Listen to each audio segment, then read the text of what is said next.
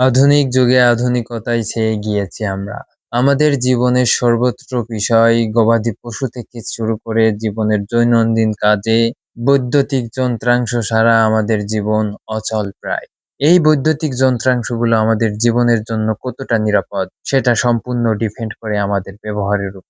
আমাদের বিন্দুমাত্র অসাবধানতাই হতে পারে আমাদের এবং আমাদের পরিবারের জন্য কাল। ঠিকই সেরকমই একটি মর্মান্তিক ঘটনা ঘটেছে ঝিনাইদহের শৈলকুপায় ৯ নং মনোহরপুর ইউনিয়নে মাধবপুর গ্রামে। আজ বুধবার সকাল প্রায় ৭টার দিকে ওমর ভূঁইয়া গরুর জন্য খড় এবং ঘাস কাটতে যায় এবং তার এই খড় এবং ঘাস কাটার মেশিনটি চালু করে সে কিছুটা খড় এবং ঘাস কাটা শুরু করে এবং বিদ্যুতায়িত হয়ে দেখতেই পারছেন বিন্দুমাত্র তার কিন্তু এখান থেকে লিকেজ হয়েছে। লিকেজ কারেন্টের ফলে তার খড় কাটার মেশিনটি বিদ্যুতায়িত হয়ে সে কিন্তু শক করে মাটিতে পড়ে যায়। তাকে দেখে তার প্রাণের স্ত্রী ছুটে আসে তাকে বাঁচানোর জন্য।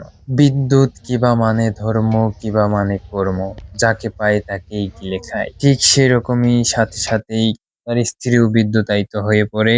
স্বজনেরা আওয়াজ পেয়ে ছুটে এসেই বিদ্যুৎ বন্ধ করে দেখে তারা দুজনেই জায়গায় প্রাণ হারিয়েছে। স্বাস্থ্য কমপ্লেক্স শৈলকুপা নিয়ে গেলে তারা মৃত ঘোষণা করে। আমাদের এই আধুনিক যুগের আধুনিক ছোঁয়ায় আমরা হয়ে উঠেছি এক অনন্য অন্যরকম মানুষ, কিন্তু আমাদের নিজেদের জন্য কতটা নিরাপদ সেটা সম্পূর্ণ বহন করে আমাদের নিজেদের ব্যবহারের উপর। তাই বিদ্যুৎ থেকে সব সময় আমরা এবং আমাদের পরিবারকে সর্বোচ্চ নিরাপত্তা ব্যবহার করার চেষ্টা করব এবং নিরাপদ থাকার চেষ্টা করব।